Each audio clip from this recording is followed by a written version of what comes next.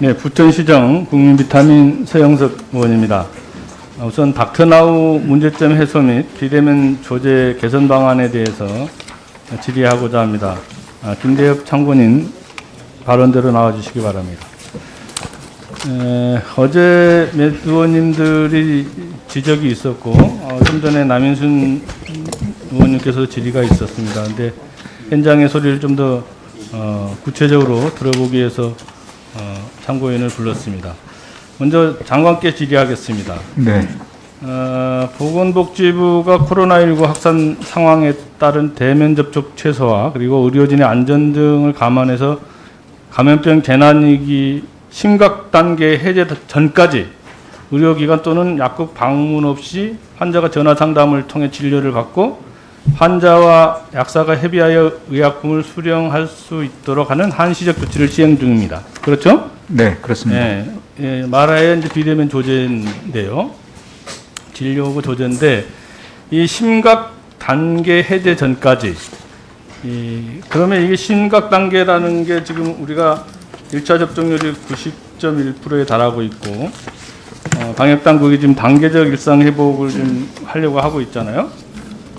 그런 상황에서 이 심각 단계 해제 전까지라 하면 언제까지를 우리가 예상할 수 있습니까? 네, 지금 현재의 그 단계에서 이제 심각 단계인데요. 저희들이 이제 단계적 일상 회복 방안에 갈 때에는 그 부분도 같이 이 심각 단계는 좀 더 논의를 해야 합니다. 방역 당국과 같이 협의를 하겠습니다. 예, 제가 이렇게 자료를 보니까 통계적으로 지난 20년 2월부터 올 6월까지 230만 건 정도 비대면 진료가 있었는데요. 처방전을 발급받아서 처방하고 조제가 이루어진 것은 한 70%에서 160만 건 정도 됐습니다. 그래서 이게 이제 한시적 조제 조치임에도 불구하고 그동안 이제 법으로 금지되어 왔기 때문에 이런 것이 안 됐는데 비대면 진료하고 처방 조제가 허용되니까 지금 닥터나우를 비롯해서 바로필, 올라케어, 솔닥 등 다수의 모바일 앱 기반의 비대면 진료 플랫폼 중개업체가 생겨났는데요. 그리고 이게 이제 비대면 의료 시장이 지금 확장 중에 있습니다. 우선 오전에 강병원 의원님 질의에도 잠깐 언급이 됐습니다만은 장관께 단도직입적으로 질의 한번 확인하겠습니다. 코로나19 위기 대응 단계가 완화되면 현행 의료법에 의해 비대면 진료는 종료되는 것입니까? 네, 그렇습니다. 그러니까 당연히 그 법상으로는 종료가 돼야 된다 이런 것을 네, 현재 법에서는 허용되고 있지 않고 일부 지금 강원도라든지 이런 데서 규제 샌드박스 형태로 해서 운영은 되고 있습니다. 그러니까 그러면 그동안 이제 이 플랫폼에 참여했던 기업들이 있을 테고 그래서 이 기업들은 비대면 진료나 또 처방 조제 시장에 계속 허용되기를 바라고 있을 텐데요. 거기에 대해서는 어떤 대책을 세우고 있나요? 네, 그 부분은 이제 아까 이용호 의원님도 지적을 해주셨고 강병원 의원님도 지적을 해주셨는데요. 이 부분은 이제 실제로 국민의 편익 그 관점에서 안전성과 유효성이 담보된 그런 방법으로 제도화가 돼야 한다면 의료계의 우려사항들 충분히 저희들 의견 수렴하고 국회에서 법률 논의가 있어야 한다고 생각이 됩니다. 예, 어쨌든 코로나19를 겪으면서 이제 비대면 배달 서비스에 대한 여러 가지 장점이 있고 이게 이제 비대면 진료의 순기능에 대한 것도 분명히 있을 겁니다. 그런 부분도 분명히 우리가 간과할 수 없는 현실이라고 보고 그런데 이게 이제 약이라고 하는 게 결국 그런 생필품이나 기호품과는 다른 거잖아요. 그래서 장관께서 말씀하신 것처럼 환자의 생명과 안전에 위해성이 있었으면 안 되겠다 이런 거고 그래서 제대로 된 안전장치가 없으면 이 실행하기가 상당히 어려울 거고 현실화되기도 어렵다 이렇게 보여지는데 실제로 제가 그 자료를 쭉 보니까 비대면 진료 처방 상위 100대 리스트를 살펴보니까요.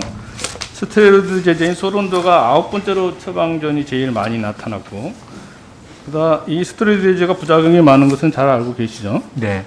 그리고 마약류 약품도 졸피뎀으로 알려진 스틸록수정이 18번째, 졸피두정이 55번째, 그리고 이보트릴정이 29번째, 알프람정이 38번째, 삼진디아제팜이 43번째 이렇게 다수의 마약의약품이 처방되고 있고 실제로 오남용 우려 의약품 중에 하나인 라식스도 20번째로 이렇게 많이 처방됐는데 이것으로 보면 비대면 진료로 인해서 참 많은 위험한 의약품들이 사용되고 있구나 이런 것을 확인할 수가 있었습니다. 그래서 김대엽 참고인께 질의하겠습니다.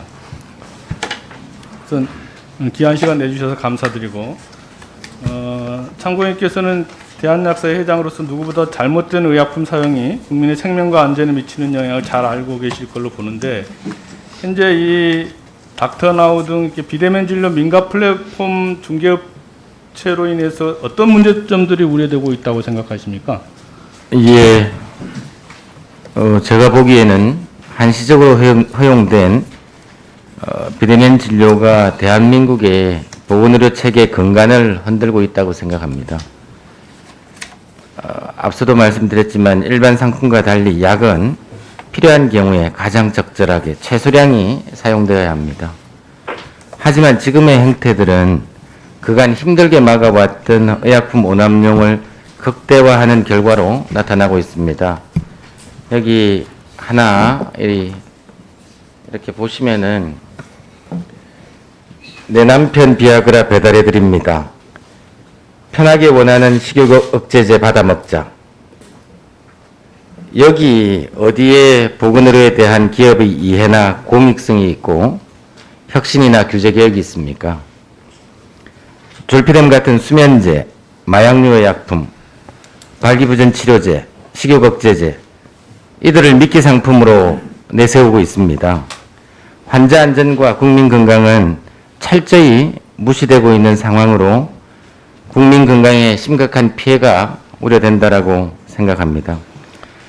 예, 우려하시는 것처럼 비대면 진료가 원래의 취지를 벗어나서 식욕 억제제나 또 발기부전제, 탈모제 등 처방하는 것뿐만 아니고 실제로 이게 플랫폼 특성상 개인 의료 정보 수집이 상당히 우려되고 있고요. 민감한 의료 정보가 무방비하게 민간 업체로 넘어가고 있고 또 실제로 심평원도 이 비급여 처방 조제에 대해서는 데이터를 갖고 있지 못하고 그러면 이 이제 민감한 정보들이 사기업에 독점적으로 축적이 될 것을 우려할 수밖에 없는데 그래서 일부에서는 이게 플랫폼을 키운 후에 대형 포털이나 기업에 팔려는 의도가 있는 게 아니냐 이런 의문을 갖고 있고 또한 그 이 대기업과 포털이 자본금을 투자했다는 얘기도 제가 듣고 있는데 처음에는 이게 모든 플랫폼들이 다 그렇지만 이게 무료화하고 이렇게 달콤하게 유혹을 한 다음에 대형화하고 독점적 지위를 형성한 다음에 결국은 그 비용을 소비자나 약국이나 의원 병의원들한테 전가할 우려가 있는데 여기에 대해서는 어떻게 생각하고 계십니까? 예, 의원님. 전 세계적으로 처방전을 전자문서 형태의 보안 조치조차 없이 그림 파일로 보관 전송하는 나라는 없습니다. 현재 비대면 진료 플랫폼은 환자의 민감 정보, 주민번호, 환자 이름, 질병명, 처방약품 등의 유출과 불법 사용 우려가 심각하다고 생각합니다. 의료인이나 약사와 달리 환자의 민감 정보 취급 권한과 책임도 없는 개인 업체가 국민의 민감 정보를 취급하는 것은 아주 위험한 일입니다.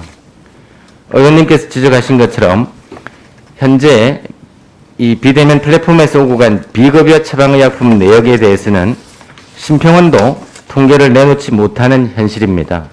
벌써 그렇습니다. 개인 업체가 정부도 가지지 못한 데이터를 축적할 수 있는 비정상적인 상황입니다.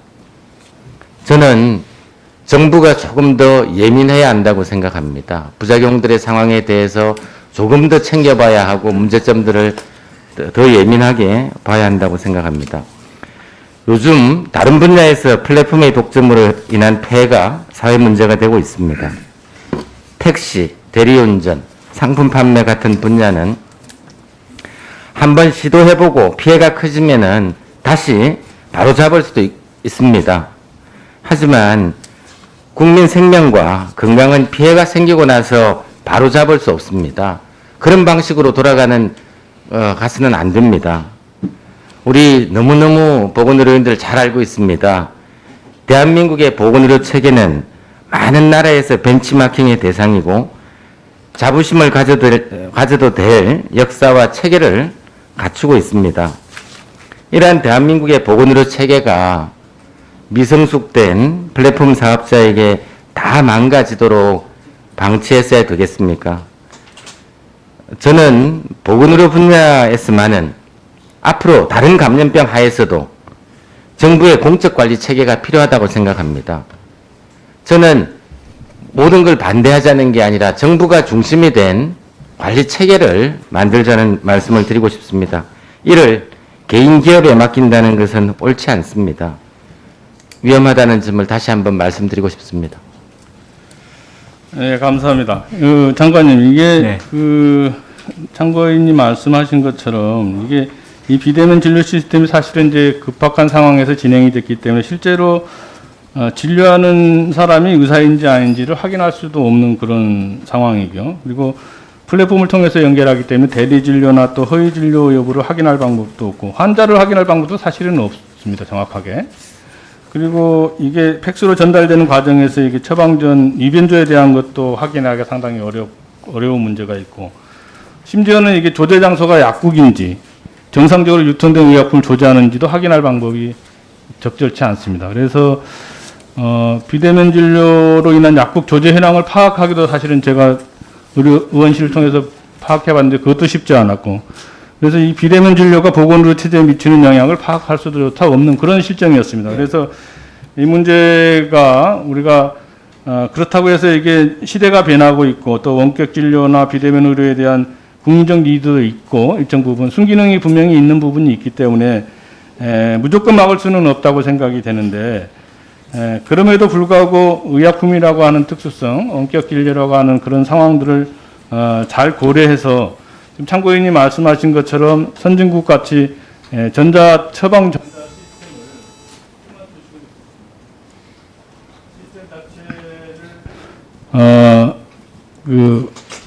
병원과 약국 간 정보 전달을 할 수 있도록 처방 정보 전달을 할 수 있도록 그렇게 해야 된다 이렇게 생각을 합니다. 그래서 민간 정보 유출이나 의약품 안전 관리, 비대면 진료 과정의 안전성을 담보할 수 있는 시스템이 마련돼야 된다고 보는데 그렇게 공적 전달 처방 시스템을 구축하고 그런 걸 토대로 해서 원격 진료나 또 비대면 의약품 서비스를 할 수 있도록 하는 것을 해야 되는 게 마땅하다 이렇게 생각이 돼서 그래서 그것이 보건의료 측의 공정성과 공평성이 훼손되지 않도록 이 시스템을 갖출 필요가 있다 이렇게 생각을 합니다.